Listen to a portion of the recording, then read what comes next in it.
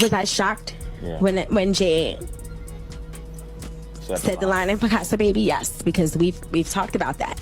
We have a history that supersedes music, and we know how this business works. We sit back and we laugh at those rumors. We laugh at that.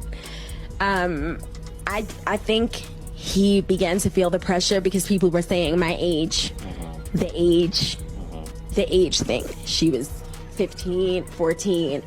She was 15, 14. And after a while, that gets to a person. The Jay I know, the Sean I know, never comes out of character. So I never stuck my tongue to Fox, but damn if I ain't open Pandora's box. They try to slander your man on CNN and Fox. My Miranda just don't stand a chance. Child, the storm that's brewing for Jay-Z is getting intense, and let me tell you, it's about to hit him like a freight train. And what's making this tea even hotter? None other than Foxy Brown herself is reportedly ready to spill all the secrets she's been keeping. Based on what's coming from behind the scenes, Foxy is finally prepared to tell her truth, and baby, it's going to be messy. When I tell you it's over for Jay-Z, it is over. The walls are closing in, and this time there might be no escape. But what I realize is most people are hypocritical. They stuck on words. That's why they ignore most people's actions like celebrities. That's why they ignore our actions for so long. When he was child, that's why they ignored Jay-Z's action. When Foxy Brown came out and said he was putting that horse in the Source magazine. Remember that interview? You might be too young. Foxy Brown came out and said Jay-Z was she was 16. Now, Chili, let me tell you about this shocking lawsuit that's got everybody's jaws on the floor. A Jane Doe just dropped some explosive allegations against both Diddy and Jay-Z, and when I tell you it's disturbing, I mean it's disturbing. According to this lawsuit, both men allegedly dashed themselves on her when she was just 13. Ears. Yes, you heard that right. While another female celebrity just stood there and watched. The details of this case are making my stomach turn, but y'all need to hear this. Let me break this down for you because the details are just horrifying. Picture this innocent young girl was trying to get into the VMAs at Radio City Music Hall, but she didn't have a ticket, so there she was, just a child approaching different limo drivers, desperately trying to find a way in. That's when one driver, claiming to work for Diddy, told her she was exactly what Diddy was looking for. Chile, my skin is crawling just telling you this. The predatory nature of it all is just too much. 20 minutes later, this driver drops her off at some white house with a U-shaped driveway. Now let me paint this picture for you. Imagine being this young, probably excited about potentially meeting celebrities, only to walk into what would become your worst nightmare. Before anything happened, they made this child sign what she thought was an NDA. Already suspicious, right? I mean, what kind of people make a 13-year-old sign paperwork? Then comes the part that makes my blood boil. They gave her a drink that made her feel woozy and lightheaded. They drugged a child. She was so disoriented she had to lie down. The details get even more disturbing, honey, and I mean disturbing. This poor girl found herself in what she described as an empty bedroom. Just a bed, nothing else. No furniture, no TV, nothing. It's like this room was set up for one purpose only, and I can't even bring myself to say it. And then, Diddy and Jay-Z allegedly entered the room and dashed her. My heart breaks thinking about what this child went through. The most heartbreaking part? Even though there were other people at this party, not one person helped her when she managed to escape. She had to run to a gas station to call her father. Can you imagine the trauma, the fear, the confusion? The aftermath? Devastating!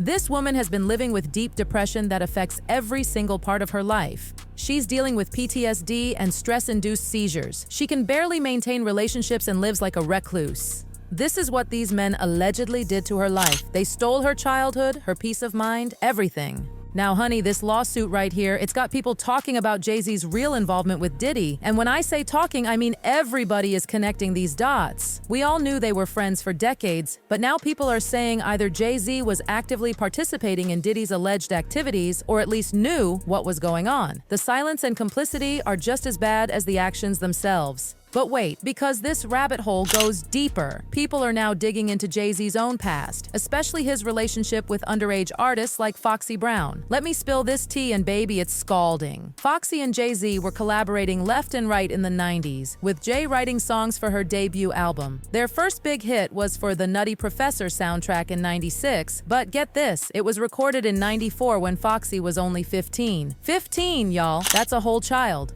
And let me tell you what this 15-year-old was singing about. Her friends warning her that her man, meaning Jay-Z, was sleeping around. But apparently, she didn't mind because he was keeping her dripping in diamonds and leather. The exploitation is just sickening.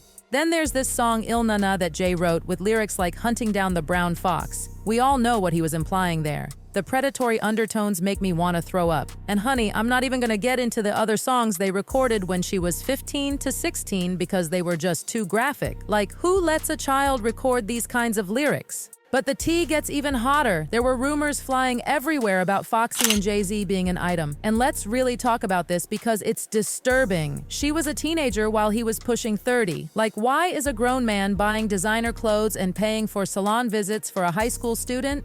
The power imbalance here is just shocking. And get this, someone who went to school with Foxy spilled all the tea, saying Jay used to pull up to Westinghouse to pick her up. They said, and I quote, "Everybody knew her and Jay were together. The audacity of this man to be so bold about it." Now, hold on to your seats because this next part is wild, and I mean wild. There were rumors about a tape, yes, that kind of tape, involving Foxy, Jay-Z, and Jamie Foxx in a threesome. Word on the street was that Jay-Z had Foxy sign multiple gag orders after this incident, and then mysteriously, and I mean mysteriously, the tape got stolen from her home. When these allegations came out, Foxy went straight to TMZ, calling it complete BS and saying it sickened her to her stomach. But chilly, people were saying Jay-Z probably paid her to deny everything, and honestly, given everything we know about how he operates, would anyone be surprised? And the receipts? Baby, they were everywhere.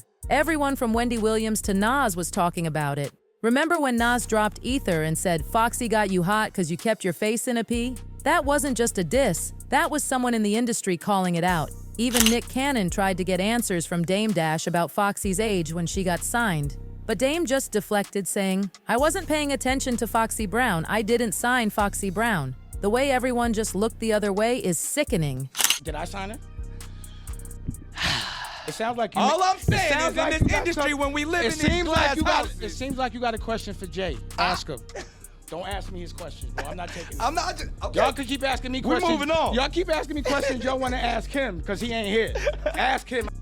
Do with that, and I don't even know nothing about that. And now I don't even want to remember nothing about that. You don't want to remember. I didn't even think about Foxy Brown. I'm like, why you asking me about Foxy Brown?